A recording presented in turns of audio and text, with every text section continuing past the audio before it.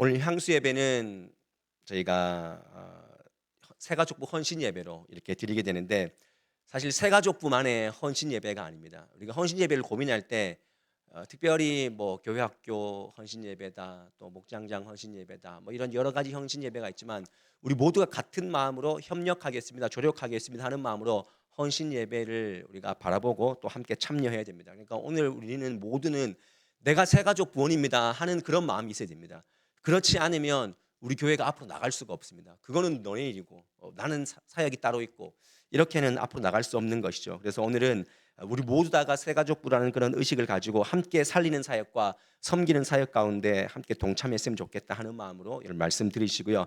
그래서 오늘은 우리 교회가 어떻게 하면 더 좋은 교회로 나갈 수 있을 것인가, 물론 너무나 좋은 교회지만 더 좋은 교회로 나아가는 것을 우리가 좀 고민해야 되겠다. 그래서 새가족부의 시스템도 중요하고 뭐 이렇게 여러 가지를 우리가 준비해야 되지만, 사실 이 시작 단계에서 우리 경북도청 소부교회가 지금 전체적인 한국 교회의 분위기가 어떻고, 또 젊은 세대 그리고 또 교육에 다음 세대 교육에 신경 쓰고 있는 많은 사람들의 교회를 향한 이미지나 생각이 어떤지를 함께 공유했으면 좋겠다 하는 마음으로 특별한 시간을 좀 마련했습니다. 그래서 2025년 2월에 나온 제가 이 책을 가지고 있는데요.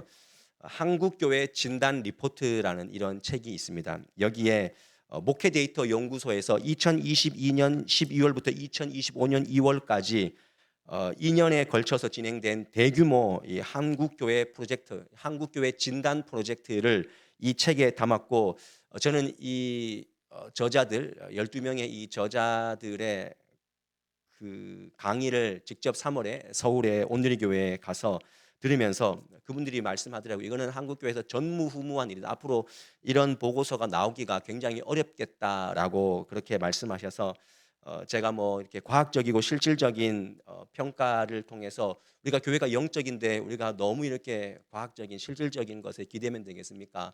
라는 생각이 있겠지만, 우리가 데이터를 보는 것이 굉장히 중요하다고 저는 생각을 합니다. 잘 진단해야 되고, 우리가 다 맞출 수는 없지만, 물론 교회는 영적인 하나님의 기관이지만 잘 대응해 가면서 좋은 교회로 나갔으면 좋겠다. 그래서 여기 보니까 성도, 중학생, 목회자, 선교사, 일반 국민 12,300명을 대상으로 예배, 친교, 교육, 사회봉사, 선교에 이르는 분야까지 다 설문조사를 했습니다. 표본 오차는 95% 신뢰 수준에 플러스 마이너스 3.1% 포인트 그렇게 오차가 있고, 우리가 다 볼 수는 없지만 오늘 예배와 친교와 교육 분야 뭐 다 보려면 시간이 부족합니다.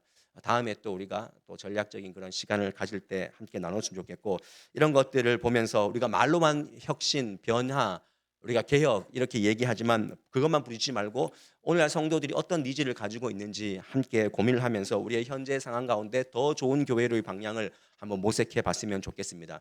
오늘 말씀에 그리하여라는 말씀으로, 그리하여 온 유대와 갈릴리와 사마리아 교회가 평안하여 든든히 서갔다라는, 수가 많아졌다라는 이런 말씀이 나오는데, 우리가 여기서 좀 기억해야 될 것은 박해를 가진 자의 회심으로 성령의 역사가 일어났다는 것입니다.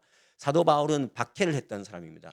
근데 그 박해를 했던 사람을 하나님께서 돌이키셔서 성령의 강권적인 역사를 말미암아 교회를 평안하게 세워가는 사람으로 쓰셨다는 것입니다. 교회 자체의 힘이 아니라 성령의 힘으로 하나님의 주체 대신 그 하나님의 능력이 한 사람을 감화시키고 공동체를 변화시켜서 그것이 원동력이 되어서 그 초대교회가 일어섰다는 겁니다. 그리고 주를 경외함으로 순종케 함으로 말미암아 성령의 일을 기대했던 교회가 초대교회들입니다. 주를 경외하는 것이 무엇입니까?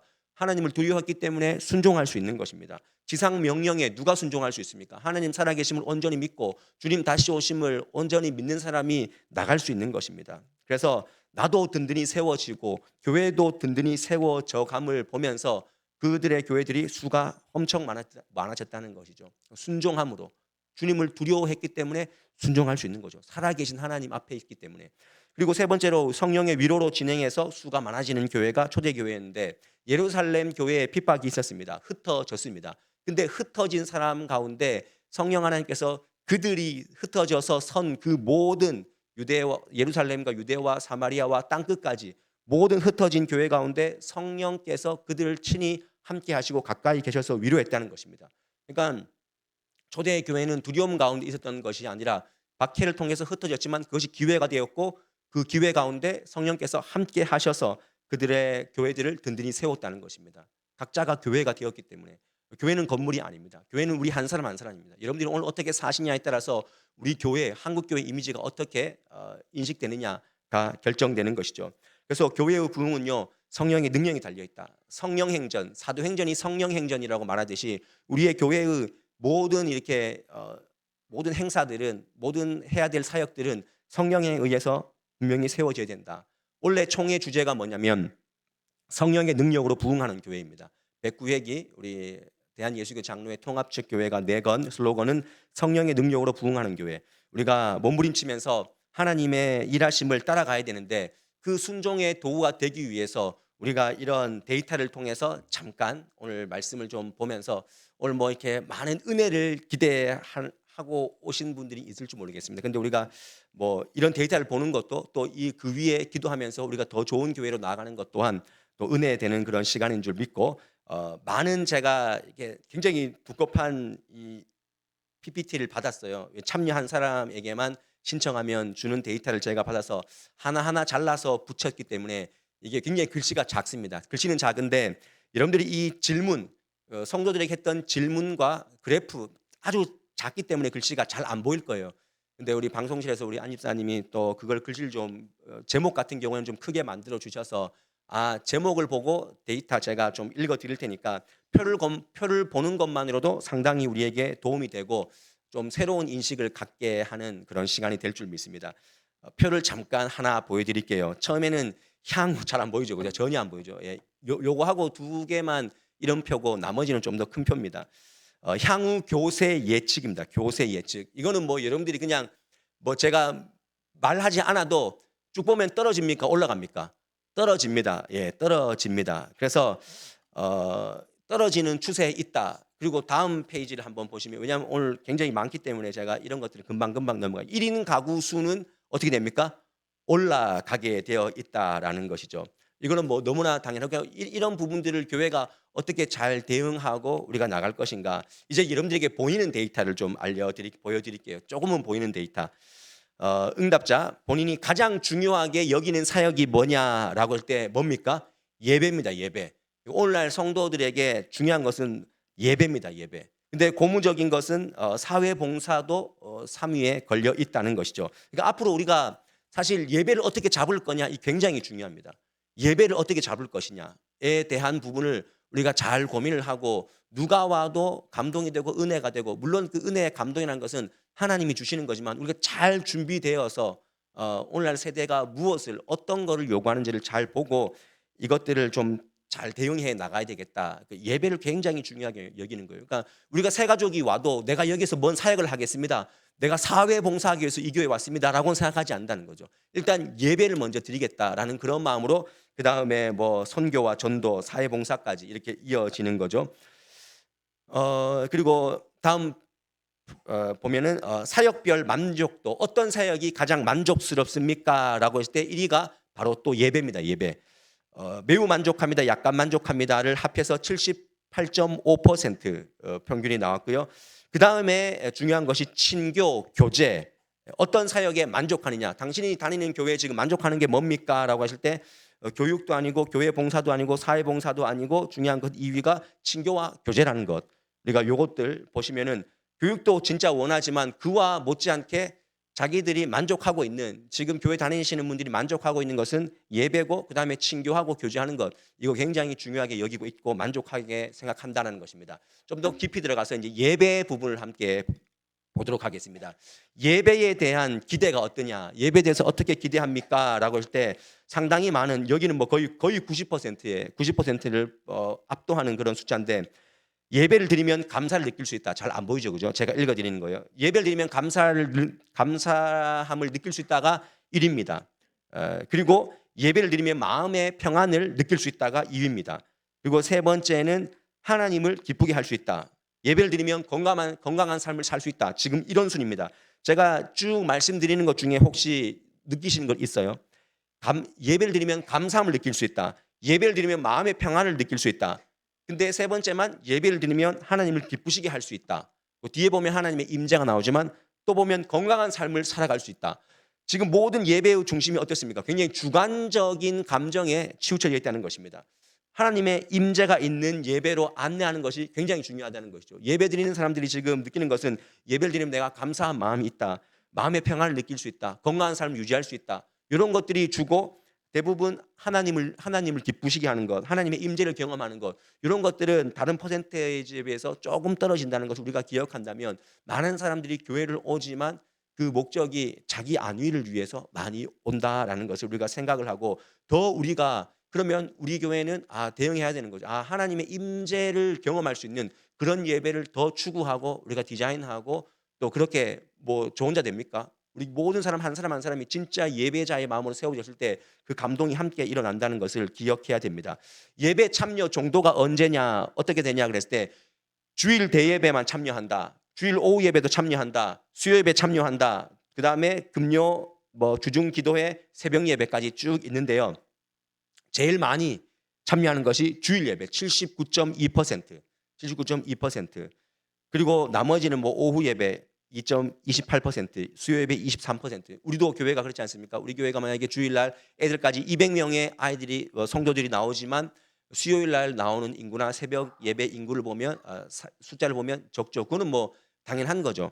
근데 주일 대예배에 매주 나가는 사람이 79.2%. 예. 그리고 주일 오후 수요 예배 매번 나가는 사람이 28%, 23%. 이렇게 앞으로 아마 이 대예배가 더 강화되고 주중 예배가 어쩔 수 없이 워낙 바쁜 세대를 살다 보니까 그렇게 될 수밖에 없는 거죠. 그래서 주일 예배 한 번을 우리가 어떻게 잘 잡냐도 고민해야 되고 또 나머지 예배들을 우리가 고루고루 이렇게 잘 올 수 있는 또 부담 없이 참여할 수 있는 그런 예배를 만들어 가야 되는데 비교를 했을 때 이건 없는 건데요. 여기 없는데 청소년들은 매주일 예배 오는 사람이 얼마나 되냐? 매주일 오는 퍼센테이지는 전체 중에서 72% 인원만. 왜 못 오냐? 왜 매주 못 오냐? 그랬을 때 1위가 늦잠. 아이들 늦잠. 2위가 공부와 가회 때문에 못 온다. 이런 것들이 퍼센테이지에 있다는 것 참고적으로 알려드립니다. 다음 그래프를 보면 전통 예배와 현대적 예배의 선호도가 어떠냐라고 했을 때 전통적인 예배의 방식을 좋아한다라는 사람이 21%, 현대적 예배를 좋아한다 24.4%, 둘 다 괜찮다 53.4%.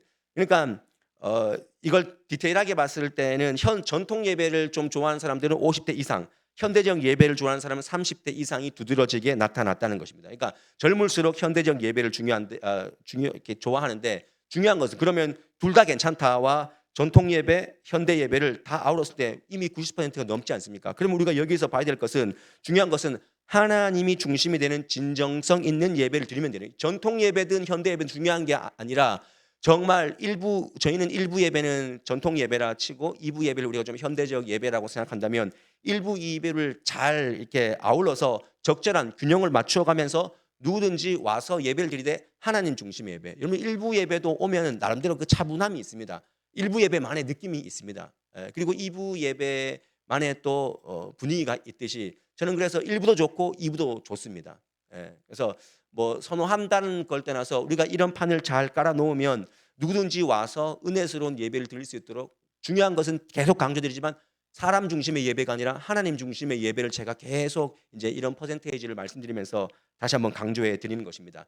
현대적 예배를 드리는 자세가 어떠냐라고 했을 때 적극적으로 찬양을 따라 부르는 편이다가 51.5%, 조용히 찬양을 따라 부르는 편이다라는 사람이 42.3%. 그러니까 거의 90% 이상이 현대적 예배를 드리면 찬양을 따라하고 적극적으로 하거나 잠잠하게 불러간다는 것이죠. 그러니까 이게 함께 부를 수 있는 찬양이 되어야 된다는 거예요. 모두 다가 공감하고 그 찬양의 난이도가 그리고 음정이 너무 높고 막 너무 고난도의 찬양이 아니라 함께 부를 수 있는 그 찬양을 통해서 그 예배의 임재 가운데 깊이 들어갈 수 있도록 우리가 조금 고민하면서 이런 모든 선곡하는 것들, 여러분 우리가 제가 설교를 준비하지만 마지막 결단 찬양 하나 잡는 것 이런 것들 굉장히 우리가 신중하게 이거는 너무 나한테 좋은 곡이지만 성도님한테는 어려운 곡이 될 수 있다. 왜냐하면 이미 높아버리면 부르기를 포기합니다. 저거는 나하고 안 어울리는 곡이구나 하고 이미 포기를 하거든요. 그래서 제가 찬양팀한테 항상 얘기합니다. 음정을 너무 이렇게 고음이 높거나 어려운 너무 신곡 같은 걸 하는 것보다는 그래도 조금 이렇게 단계를 업그레이드해 나가는 것이 좋겠다라고 이렇게 당부를 드리기도 합니다.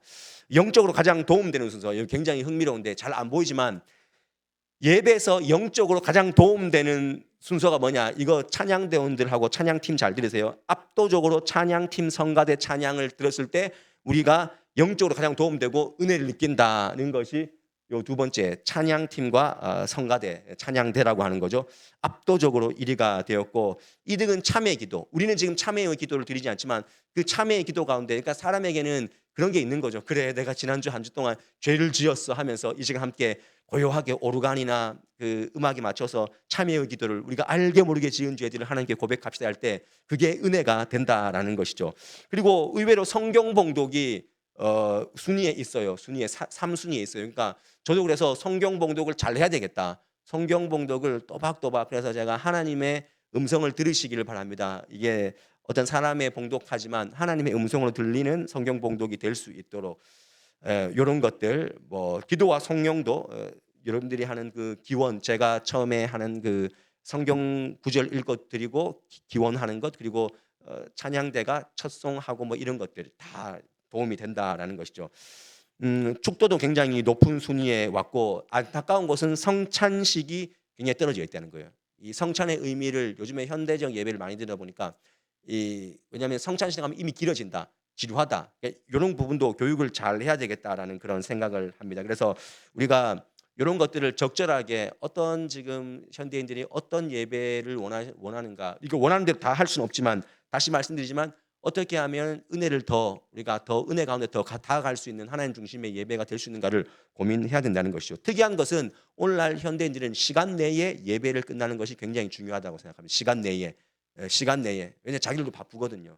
그런 시간 내의 예배 굉장히 중요하다. 그럼 반대로 영적으로 가장 도움이 안 되는 것이 뭐냐라고 할 때 1등이 광고입니다. 그러니까 광고가 너저분하게 너무 길면은 이게 은혜가 안 되는 거죠. 그리고 헌금이라는 부분도 있는데 이 헌금이라는 부분은 뭐 우리가 들어올 때 넣으면 건강한 교회고 바구니 돌리면 뭐 건강하지 않는 교회다. 저는 그렇게 생각하지는 않습니다. 이걸 어떻게 교육하고 어떻게 인식하느냐 이게 예배의 한 행위로서 그 드림에 대한 어떤 그런 모습을 우리가 생각했을 때는 이런 부분들도 잘 교육하고 공감대를 가지면 그 물질을 하나님께 온전히 내가 그 시간에 맞춰서 드린다는 것 이것도 우리가 잘 교육을 하면 되는 부분이라고 저는 생각을 합니다. 대표 기도가 순위에 좀 올라와 있는데 이거는 아까 전에는 4위였는데 여기에 이제 불필요하다는 거에 3위가 올라왔는데 이거는 어떻게 하느냐가 중요한 것 같아요. 대표 기도도 이것도 전체를 아우르는 기도이기 때문에 시간이나 여러 가지 그 준비된 모습들이 어떤 교회는 또 그렇지 않고 어떤 교회는 또 잘 되고 그래서 아예 그거를 막 검사하는 교회도 있어요. 그것까지는 아니지만 이런 것들 또한 잘 준비되어야 되겠다라는 생각을 합니다. 설교의 의미가 뭐냐라고 했을 때 나를 향해 주시는 하나님의 말씀으로 받아들인다가 57%, 그리고 성경을 통해서 삶의 방향을 제시해 주시는 목사님의 메시지라고 받아들이는 사람이 42%. 그러니까 요게 고민해야 되는 게 뭐냐면은 많은 부분들이 절반 이상이 하나님의 말씀으로 받아들이는데 어떤 성도님들은 목사님이 나한테 주는 메시지다. 그러니까 예를 들어서 뭐 신방을 했는데 그런 얘기를 들었는데 그 사람의 표적으로 이렇게 설교를 할 수도 있잖아요. 그죠? 그런 부분들이 좀 있는 것 같은지 모르겠지만 우리가 표적 설교는 좀 배제를 하면서 이 설교가 그래도 하나님의 말씀으로 잘 들릴 수 있도록 자기는 설교자가 감추어지고 하나님이 드러날 수 있도록 이런 부분들도 목회자가 잘 고민해야 되겠다라는 그런 생각을 했습니다. 그리고 삶의 변화, 예배를 통해서 무엇이 변화되느냐라고 했을 때 나는 우리 교회의 예배 생활을 하며 믿음과 삶의 태도가 변화되는 것을 느낀다라는 사람이 무려 85.3%, 그리고 위로를 받은 적이 있다 88%, 그리고 나 자신의 삶을 반성하고 나 자신을 성찬한 적이 있다 88.9%. 그러니까 자주 있다 가끔 있다를 다 포함했습니다. 그러니까 대부분 예배를 통해서 위로를 얻는다는 것입니다. 위로를 얻는다는 것. 다 위로를 얻는데 아까 전에도 말씀드렸듯이 이 위로가 어떻게 하면 이웃과 사회로 더 확장돼 나갈 수 있는가 그거를 잘 고민해야 된다라는 것이죠. 그 자리까지 우리가 나갈 수 있도록 교회 사역의 판이라든지 어떤 설교의 그런 말씀들이 계속해서 그런 부분들을 강조해야 된다는 것입니다. 일터에서 신앙생활 정도가 뭐냐? 일터에서 신앙생활이 뭐라고 생각합니까? 라고 할 때 대부분의 사람들이 성실하게 업무를 하는 것, 그것이 사회생활 하는 것이다. 사회에서 신앙생활 하는 것이다. 라고 느끼는 것입니다. 모든 거래처를 잘 섬기는 것, 그리고 또 비윤리적인 행위를 내가 거절하는 것. 그러니까 사람들은 삶과 예배를 연결하기를 원한다는 것이죠. 그렇게 생각한다는 것이죠. 그래서 그런 부분들을 오늘날 설교자가 또 예배에서 듣는 말씀들이 그냥 성경 말씀이 아니라 삶과 어떻게 잘 연결할 것인가, 그것도 고민해야 된다는 것입니다. 예배 외에 그 활동 부분을 보면 예배 외에 어떤 활동을 합니까? 라고 했을 때 예배만 드리고 온다는 45.7%, 그리고 예배뿐만 아니라 친교, 회의, 봉사활동, 다른 활동도 한다 54.3%. 근데 예를 들어서 왜 예배만 드리고 옵니까? 라고 했을 때 교회 생활에 치여봤기 때문에, 그리고 깊이 들어가기 싫어서. 그래서 어떻게 하면 이 45.7%의 예배만 드리고 가는 사람들을 더 깊은 사역자로, 복음의 어떤 증언자로 이렇게 세울 것이냐, 더 깊은, 물론 뭐 그걸 한다고 해서 더 깊어지는 건 아니지만 어떻게 하면 자기의 달란트와 자기의 가진 그 사명을 가지고 세상에서, 교회에서 또 발휘할 수 있게 하는가, 이것도 고민해야 되는 것이죠. 최소한 제가 이걸 레포트를 보면서 최소한 그 교회라도 오는 사람한테 학을 띠게는 하지 말자, 질리게는 하지 말자, 교회가. 이런 부분들을 우리가 좀 고민을 하면서 먼저 예배에서 은혜를 충분히 받는다면 그분들도 마음이 열리고, 아, 나도 하나님 앞에 좀 더 깊은 사역의 장으로 나가고 싶어, 또 모임도 나오고 싶어. 우리가 그런 길을 예배를 통해서 먼저 잡아주는 거 중요하다라고 생각합니다. 구체적인 활동으로 뭘 하고 있는가라고 했을 때 많은 부분이 22%가 교회 사역 부서, 남선교회나 예전도회를 한다. 그리고 두 번째가 성경 모임 공부한다. 세 번째가 성가대 한다. 그리고 네 번째가 소그룹 리더 활동을 한다. 이런 부분이 쭉쭉 교사까지 쭉 있습니다. 그러니까 우리가 각종 우리 교회가 되어지는 교회이기 때문에 이런 부분들을 스스로 선택할 수 있도록 장을 잘 마련해 놓고 스스로 할 수 있도록 이렇게 열어주는 것이 굉장히 중요하다라고 생각을 합니다. 이런 부분들이 예배에 대한 부분이고, 친교에 대한 부분, 우리가 이제 저희 교회도 오후 예배가 없기 때문에 장소의 제약이 있기 때문에 오후 예배가 없는데, 우리는 그래서 온세대 행복 예배 다음에 남녀 선교회, 그다음 선교 동호회, 그다음에 목장 모임 이렇게 쭉 있는데, 한번 이 부분을 잘 보시고 우리가 좀 수정해야 될 것이 있는 것 같은데요. 주변에서 가장 친밀감을 느끼는 사람이 누구냐라고 할 때 38.3%가 출석하는 교인이랍니다. 자기가 제일 친밀한 사람이 누구냐라고 했을 때 출석하는 성도, 출석하는 교회의 성도나 목회자, 그리고 두 번째가 친구 및 선후배, 학교 지역 출신의 그런 선후배, 그리고 세 번째가 사회적 모임에 있는 사람, 취미 관심사로 세상에서 만나는 사람들. 그러니까 1위가 뭐냐면은 그래도 주변에서 가장 친밀감을 느끼는 사람이 교회 성도라는 거예요. 교회 성도. 그래서 마음 털고 고민을 나눌 수 있는 그 쉬운 공동체가 교회라는 겁니다. 그래서 이런 소통의 창구, 우리 사실 예수 믿는 사람들이 선하잖아요. 저는 사람들이 그렇게 얘기합니다. 목사님 교회 얼마나 힘들어요. 많은 수많은 사람들, 성격 다단한 사람들 어떻게 감당해요? 그럼 제가 정말 똑같이 하는 얘기가 있어요. 뭐냐면 그래도 나는 교회 사람들하고 함께 생활하기 때문에 저는 쉬운 거예요. 세상에서는 앞에서 욕하고 싫다하고 하지만 그래도 교인들은 다 예의가 있습니다. 라고 저는 그렇게 항상 얘기를 하거든요. 그래서 우리가 좀 친밀감 있는 그런 사람들로 다 세우신다면 얼마든지 교회에서 친교 나눔할 수 있는 그런 공동체가 될 수 있다는 것이죠. 또 보면 교회에서 교제를 해야 되는 이유가 뭡니까? 성도의 생각이 뭡니까? 라고 할 때 그들이 대부분 말하는 것은 교회는 서로 사랑하는 공동체이기 때문에 우리는 친교를 해야 됩니다. 라고 그렇게 얘기를 합니다. 그리고 두 번째는 뭐냐면 교회 사역을 하기 위해서 원동력이 되니까 사귀어야 됩니다. 세 번째는 교회 생활을 원활하게 운영하기 위해서는 사람끼리 친해져야 되기 때문에 내가 친교합니다. 이렇게 1, 2, 3등이 있습니다. 그러니까 우리가 다른 부수적인 목적이 추가돼서는 안 될 것 같아요. 중요한 것은 많은 사람들이 알고 있습니다. 우리가 서로 사랑해야 되는 공동체이기 때문에, 그리고 우리의 신앙의 성숙과 더 깊은 삶의 장으로 나가기 위해서는 교제가 필요한 것이죠. 그래서 혼자 예배만 드리는 것이 아니라 사랑하는 공동체, 그 초대교회는 떡을 떼고 입맞춤을 했지 않습니까? 이런 모임들을 교회에서 최소한 우리가 목장, 남녀 전도회, 선교 동호회 이런 것들을 지속하면서 뭐 안 그러면 찬양대에서 함께 봉사하는 사람들끼리라도 또 교회 학교끼리라도 제가 알기로는 지난 월요일에 교회 학교는 교사들끼리 뭐 밥 먹었다 하던데 예. 뭐 이런 것들을 통해서 묶어주고 서로 교제하는 것이죠. 다음 그래프를 보면 교회에서 가장 가까운 사람이 누구냐라고 했을 때 같은 신앙 소그룹 구성원 뭡니까? 목장이라는 거예요. 목장이 가장 가깝다는 거예요. 2등이 같은 사역 모임, 뭐 같은 방금처럼 교사를 한다든지 찬양대원을 한다든지 그다음 세 번째가 같은 또래, 나이 또래가 비슷한 사람, 그게 1, 2, 3등입니다. 그러니까 우리가 목장, 봉사 모임 하는 것 그리고 남녀 전도회 우리가 신앙 성장을 위해서 적절하게 이렇게 기반들을 만들어 놓는 게 굉장히 중요하다는 것이 계속 느껴지는 것이죠. 다음 그래프 보시면 교회에서 가장 가까운 사람과 지내는 이유가 뭡니까? 왜 교회에서 가깝게 지냅니까? 라고 할 때 같은 모임에 있으니까 가깝게 지낸대요. 자꾸 보니까 가깝게 지낼 수밖에 없다는 것이죠.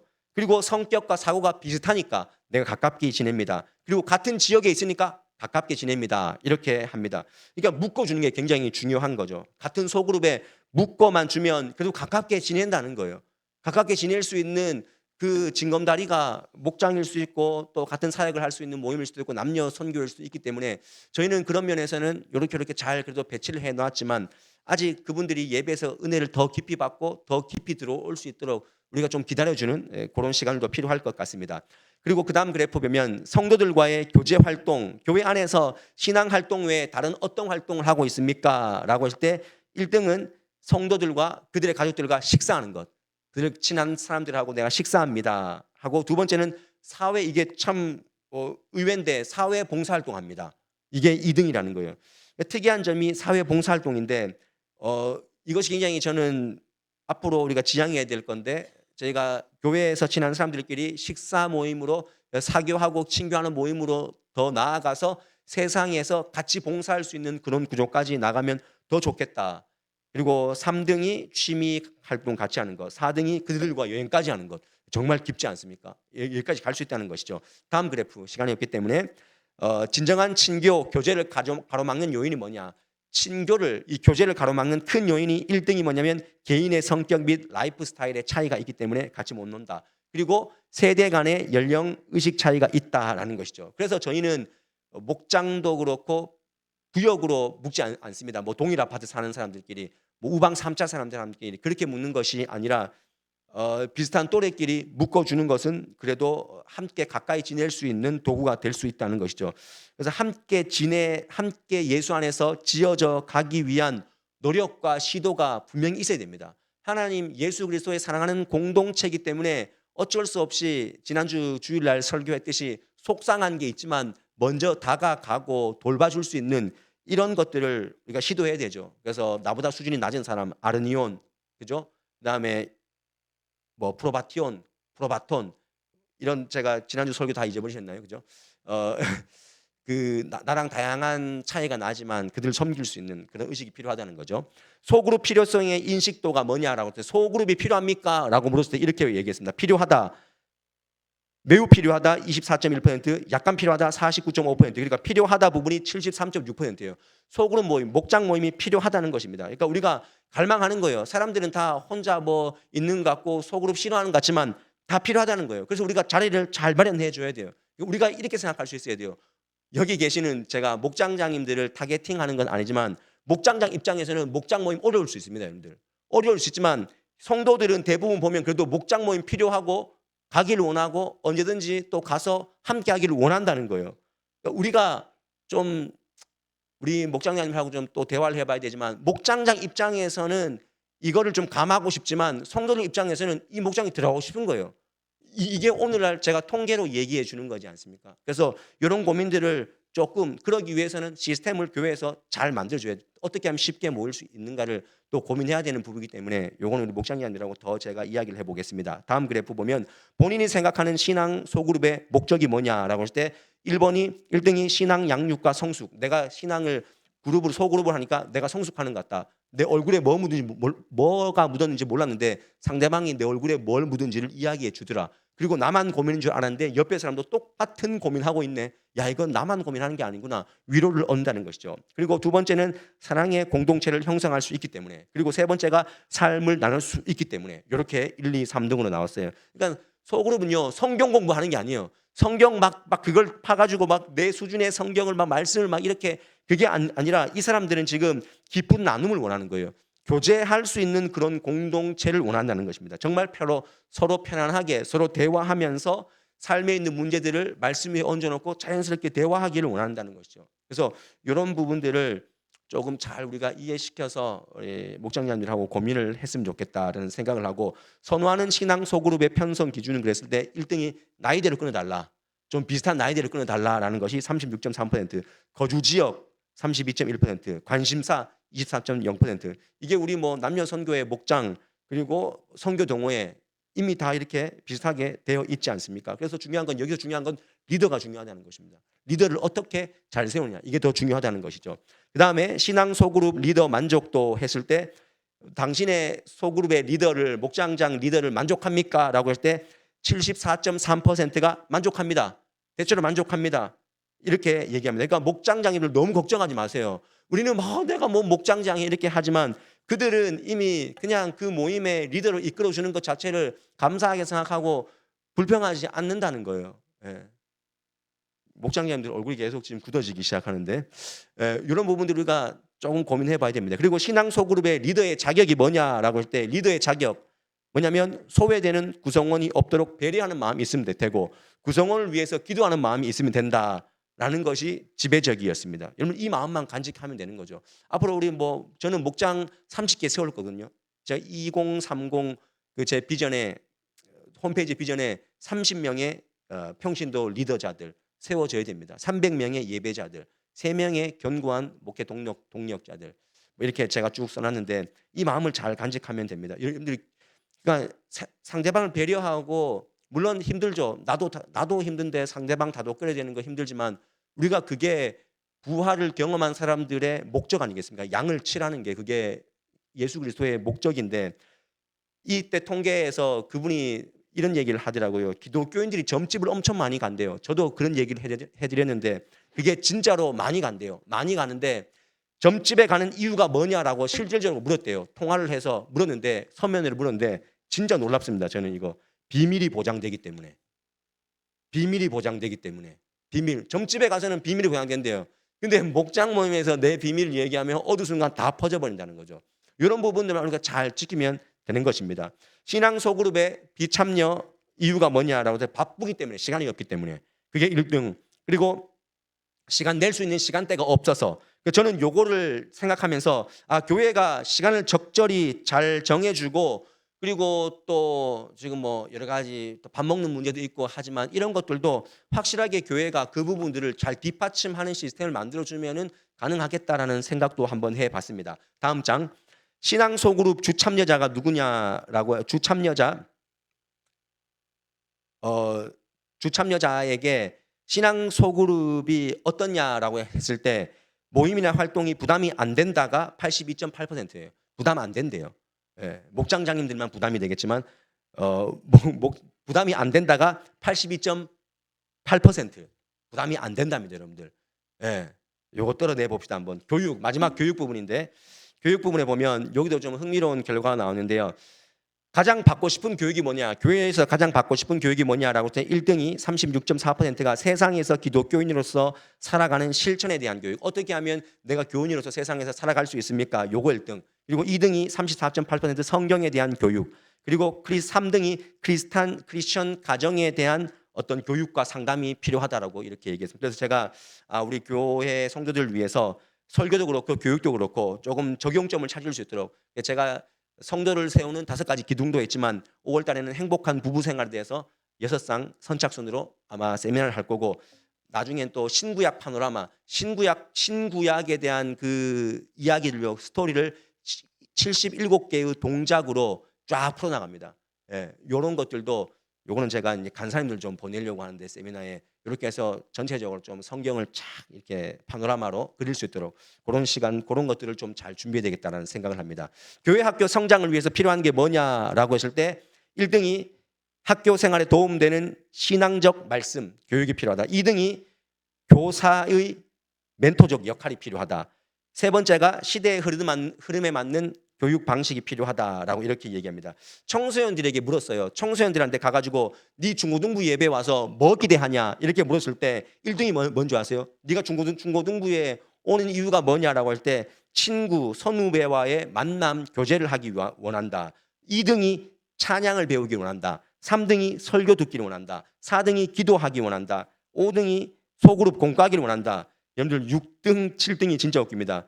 목사님의 관심과 사랑을 받고 교사는 1.7%, 교사의 사랑을. 그러니까 여러분들 제가 계속 맥락이 뭡니까? 애들은요 그 리더보다는 또래가 중요한 겁니다. 또래가 중요한 거. 그러니까 소그룹도 마찬가지고 너무 리더들이 부담되잖아요. 그죠? 부담 갖지 마세요. 얘들은 다릅니다. 지금 생각 자체가. 친구 선후배만. 그래서 저희 교회가 앞으로 또래를 뭐 대거 뭐 오게 할 수는 없지만 이제 한 30명 정도가 인원이 되면은 자기들이 조금 친한 친구가 생길 거고 J키즈 아동부가 이제 올라오게 되면 그런 것들이 약간 상쇄되지 않을까. 왜냐하면 지금 아이들은 지금 저희 중고등부 애들은 엄마 아빠가 갑자기 쑥쑥 뽑혀 와가지고 이 신도시에 왔어요. 그러니까 친해지라 하니까 이게 굉장히 어려운 거죠. 이런 부분들이 있다는 것을 여러분들 아시고 왜 중고등부는 이렇게 부흥 속도가 늦냐? 진짜 어렵습니다, 여러분들. 혼자 와서 친구가 없는데 어떻게 친해집니까? 선생님들이 아무리 잘해보고 뭐 간사님이 아무리 잘생겨봐요. 안 됩니다, 그거. 안 되고 친구 중에서 정말 소통할 수 있는 애들만 있으면 그걸 막 덩어리를 만들어 가거든요. 이미 제 키즈에는 3학년 애들이 모아지니까 또 막 거기 또 친구 붙고 이렇게 하잖아요. 그렇게 되는 것이죠. 다음 세대 신앙 교육의 신앙의 위기가 뭐냐라고 할 때 잘 보십시오. 이제 다 끝나가니까. 다음 세대가 왜 부흥하지 않고 예전처럼 애들이 없냐? 1등이 한국교회 신뢰도가 저하했기 때문에 이미 분위기는 아는 거죠. 여러분 대학교에서 야, 너 교회 다녀? 나 교회 다녀. 야, 니 대단하다. 약간 외계인처럼 본답니다. 교회 다니는 사람을 외계인처럼 본다는 거죠. 그만큼 이 모든 신뢰도를 누가 떨어뜨렸습니까? 저희가 떨어뜨린 거죠. 그래서 이 부분들이 막혀있기 때문에 교회 학교가 당연히 타격받습니다. 타격받는 거예요. 그리고 한 5위쯤에 뭐가 있냐면 목회자의 언행 불일치. 예, 이거 진짜 잘 생각하겠습니다. 3등이 교인들의 언행 불일치입니다. 예. 자, 그다음에 거의 다 왔는데요. 가정 내 영적 리더가 누구냐? 1등이 엄마입니다. 어머니입니다. 어머니. 그리고 두 번째가 아버지예요. 그러니까 둘 다 만약에 신앙이 좋으면 엄청 좋아지는 거죠. 그리고 세 번째가 세 번째는 아니지만 한 뒤에 그 어머니 아내 다음에 요 그래프거든요. 첫째 자녀가 교회에 나오면 줄줄이 비엔나로 따라온다는 거죠. 저희 교회도 보면 3명의 아들 둔 엄마는 교회 안 와요. 엄마 아빠는 교회 안 오는데 얘들이 한동안 교회를 안 왔어요. 근데 놀라운 일은 교회를 와요. 근데 3명이 이제 교회를 쭉 오거든요. 첫째가 오기 때문에 줄줄이 따라오는 거예요. 내가 둘째가 아무리 교회에 가고 싶은 열망이 있어도 첫째가 안 움직이면은 안 가는 거예요. 이게 첫째가 중요하구나. 그런 생각을 합니다. 그리고 교회 내 부모 교육의 필요성이 필요하냐라고 할 때 91%가 필요하다. 약간 필요하다. 그러니까 교회 내 교육, 그 부모에 대한 교육 굉장히 필요하다라는 것을 생각하고 우리도 이런 것들을 잘 이제 만들어 가야 되겠다라는 생각을 하고요. 거의 다 왔습니다. 이제 희망하는 자녀 신앙의 교육 방식이 뭐냐라고 할 때 59.7%가 가정과 교회를 연계하는 방식으로 우리 아이 신앙을 같이 갔으면 좋겠다. 그래서 아동 같은 경우에는 그 공과지에다가 아예 가정 그 큐티지를 주지 않습니다. 가정 예배지를 줍니다. 그래서 이런 것들. 그리고 두 번째가 교회 학교 전담해달라. 요게 39.3%. 부모들이 바쁘니까 신앙교육은 교회가 해주세요라고 하는 것이 39%. 교회와 가정을 연계해 주세요가 59.7%. 중고등부 학생에게 이렇게 물었대요. 네가 어른 돼서 청년이 돼서 교회 갈 거냐라고 할 때 계속 다닐 거라고 말하는 사람이 63%. 다니고 있는 애 중에서 그만 다닐 것 같다는 애들이 15.8%. 그러니까 이미 조금 어릴 때 좀 다니게 해놓으면 그래도 연결하기가 굉장히 쉽다라는 것입니다. 부모들에게 물었어요. 생애 중에서 가장 중요한 시기가 언제라고 생각하냐라고 했을 때 75%가 청소년기가 굉장히 중요하다. 그들이 얘기했고 그다음에 아동이 43%, 사회초년생이 35%.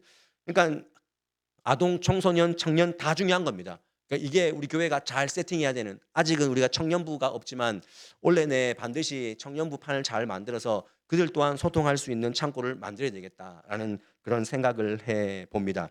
그리고 교회에서도 저희가 참 잘하고 있는 것이 그래도 주보 안에, 전국 교회 주보 안에 아동부하고 청소년부 예배 순서와 광고가 같이 들어간 주보는 저희 교회밖에 없습니다. 우리가 이런 것들도 좀 특이하게 생각하면서 그래야 애들이 어떻게 예배하고 있는지, 이번 주 광고가 뭔지 애들한테 먼저 또 얘기할 수 있고 대응할 수 있기 때문에 같이 가는 게 중요하다고 생각을 합니다. 마지막입니다. 이제 자녀의 신앙에 영향을 주는 사람이 누굴까요? 했을 때 엄마입니다. 어머니. 예, 어머니. 2위는 아버지, 3위는 교회 학교 전도사님 및 교사. 그러니까 여러분들이 아버지와 어머니가 돼 줘야 됩니다. 모든 분들이. 그러니까 아이들 보면은 어떻게든 한 번 더 인사해 주고 너무 착하다, 너무 예쁘다, 너무 잘했다, 이런 아이들의 칭찬이 필요하다는 것입니다. 저는 이제 모든 그래프를 다 봤는데 결론의 말씀을 내릴게요. 결론 내리고 저희가 잠깐 기도할 건데, 경북도청 서부교회는요 스스로 오시는 분들이 많습니다. 올해까지 저희가 34명이 등록을 했는데 대부분이 90%가 스스로입니다. 스스로. 그러면 이것이 어떤 의미가 있냐면 우리 교회가 좋은 소문이 났다는 것입니다. 좋은 소문이 났다는 것입니다. 왜냐하면 우리 교회는 홈페이지 잘 구축되어 있고 유튜브 잘 구축되어 있고 블로그도 구축되어 있고 인스타그램까지 구축되어 있습니다. 요즘 젊은 사람들은 다 스캐닝해서 옵니다. 다 알아보고 옵니다. 중요한 것은 그들이 보고 있는, 보고서 평가했던 그 SNS로, 컴퓨터로, 핸드폰으로 평가했던 그 예배의 분위기가 현장에 오면 더 뜨거워진다는 거예요. 그거를 우리가 만들어야 돼요. 아, 이 교회니까 진짜 유튜브로 목사님 그냥 또 분위기만 봤는데 교회 오니까 더 뜨겁고 더 친절하고 더 따뜻한 교회구나. 우리가 이걸 만들어 가야 돼요. 누가 만듭니까? 우리 개개인이 만들어 가야 되고, 개개인의 그 철저한 예배의 감동, 전적으로 드리려고 하는 그런 마음들이 모여서 그게 불타서 들어오자마자 뜨거움 느끼는 거예요. 아, 뜨겁다. 이 교회는 찬양도 뜨겁고 굉장히 신실한 예배가 있구나, 하나님의 은혜를 경험할 수 있구나라는 것을 우리가 해야 되고, 그러기 위해서 설교자와 찬양대와 기도자와 모든 예배의 요소의 순서를 맡은 사람들, 그리고 앉아있는 모든 사람들이 하나님을 향한 갈급함을 가지고 예배를 해야 된다. 그리고 우리의 개인의 신앙이 공적인 신앙으로, 제가 알기로는 다음 주 농어촌 선교부는 아마 소산교회에 오후 예배 드리기로 갑니다. 그리고 지난 부활절에는 경찰청에 있는 신우회에 부활절 계란을 나누는 걸로 제가 알고 있습니다. 그리고 지금 학교 선교도 그렇고 여러 선교회가, 우리 교회가 여러분들은 인식하지 못하지만 그 선교팀들을 둬서 각자적으로 지금 일을 하게끔 조용한, 우리가 뭐 보이는 뭐 얼마 뭐 케첩 뭐 이런 거 말고 조용하게 지금 암암리에 스며들 수 있도록, 향기가 될 수 있도록 그런 지금 사역 구조로 지금 나갑니다. 그러니까 개인 신앙에서 공적 신앙으로 교회가 발돋움해야 이게 사회에 대한 선한 이미지로 교회가 탈바꿈되는 것, 그런 자리가 우리 경북도청 서부교회가 되어야 된다는 것. 소그룹에 대해서 제가 말씀을 드리면 영적 공동체를 갈망하고 있습니다. 여러분들, 많은 사람들은 뭐 1인 사회고 뭐 소통 안 하는 것 같고 혼자 예배 드리고 가는 것 같지만 갈급하다는 거예요. 그래서 목장장님의 입장보다는 정말 우리가 그들을 어떻게 좀 섬길까 하는 그런 마음으로 목장 모임이라는 도구를 좀 잘 사용하고 남녀 선교회라는 모임을 잘 사용했으면 좋겠습니다. 그리고 젊은 세대일수록 지금 젊은 세대의 목장장님들을 더 추가해야 되는데, 목장장님 지금 미어 터져 나가요. 지금 30, 40대 목장은 지금 이미 제가 아마 요청할 거예요. 목장장으로 섬겨달라고 요청할 거예요. 여러분들 그 가운데 헌신해 주시고, 그들은 나누면요 또 잘 나눈대요. 그리고 자기가 어디 교회에서 이런 모임 했는데 아주 깊이 들어가서 활동하다가 여기에 왔느라고 자기는 오픈을 한다고 하더라고요. 그래서 이런 모임들을 잘 우리가 만들어 갔으면 좋겠고요. 교회는 더 잘 모일 수 있도록 식사라든지 모임 장소를 더 구축하고 시간의 효율성을 위해서 우리가 잘 도와줘야 된다. 체스터틴이라는 신학자가 이런 얘기를 했어요. 뭐라고 얘기했냐면 작은 공동체에 사는 사람이 훨씬 더 큰 세계에 사는 사람이라고 그랬습니다. 작은 공동체에서 살 수 있는 사람이, 그 소그룹에서 잘 적응하고 사는 사람이 훨씬 더 큰 세계에서 사는 사람이다. 그러니까 교회가 소그룹 공동체를 잘 해나가고 만들어가는 거 굉장히 큰 세상에서 살아가는 그런 밑거름이 된다는 것을 얘기해 주는 거죠. 마지막으로 여기 청소년 문제, 우리 교육 문제 보면 신도시라는 이 특수적인 구조 아래 아이들이 왔습니다. 그래서 지금 막 금방 막 애들이 막 전도해서 뭐 오고 그렇지는 않을 겁니다. 근데 지금 있는 애들, 요 20명의 애들이라도 우리가 어떤 모습을 보여줘야 되냐면 교회 가니까 따뜻하더라. 교회 가니까 내가 인정받고 나 뭐 이렇게 인사 너무 잘해주고 배려해주고 교회가 매주마다 아이들한테 자리를 내주고 이런 것들 이런 부분들을 아이들에게 인식하게 해줍니다. 그래서 교회는 따뜻한 곳이라는 것을 자기가 느껴야 누군가에게 얘기할 수 있죠. 자기가 만족도가 없는데 어떻게 얘기를 해줄 수 있겠습니까? 그래서 우리 교회가 그런 다음 세대 판을 잘 해야 되고 J키즈 지금 예비 유치부 기반을 잘 이루어서 걔들이 올라와야 되고 잘 올라와야 되고 다음 세대는 부모 세대와 맞물려 있기 때문에 부모 세대에 대한 관심도 그리고 연계하는 것들 지금 주보를 그렇게 하고 있는 작은 부분들 우리가 그리고 아동부는 지금 쇼츠 만드는 거 있는 거 아죠? 쇼츠 1분짜리로 쇼츠를 그 주위에 있는 활동을 만들어서 아주 짧게 그 한 날의 이야기를 딱 해줘요. 근데 그게 조회수가요 다 300건 넘습니다. 뭐야 이거 나 설교는 52건인데 그러니까 요즘 아이들은 긴 거 싫어한단 말이에요. 긴 거 싫어하기 때문에 젊은 애들이 본다는 거예요. 그리고 두 번째로 많은 게 뭔지 아세요? 성가대, 찬양대. 찬양대는 자기 들은 거 다시 들어봐. 내가 뭐 들렸나 보는 거죠. 예. 근데 그게 중요한 게 뭐냐면 자기를 평가할 수 있어야 또 열심을 내는 거 아니겠습니까? 우리 교회는 이런 게 잘 구축되어 있기 때문에 연계되어지는 것들을 잘 해야 신도시기 때문에 우리가 신도시기 때문에 그렇게 할 수 있는 거예요. 그래서 아이들에게는 저희가 악기를 배우게 하고 또 섬겼을 때 과감하게 장학금도 줘. 섬겼을 때 우리가 과감하게 우리 다음 세대 축복금 지난해 준 것처럼 우리가 과감하게 애들한테 주고 단기 선교, 비전 트립 우리가 과감하게 보내자는 거죠. 시대가 바뀌고 있어요. 그렇다고 해서 이렇게 하니까 교회에 온다? 그렇지 않습니다. 있는 애들한테 최고의 만족도를 줄 수 있어야 걔네들이 우리 교회 괜찮아, 교회 나쁜 것도 아니야 이게 되지. 이미 외계인으로 느끼는데 교회 다니는구나 외계인. 이게 아주 팽배합니다. 여러분들이 느끼는 것보다 더 팽배합니다. 안동에 미션스쿨 25명 애들이 있어도 믿는 애들은 2명, 1명 아예 없는 반도 많습니다.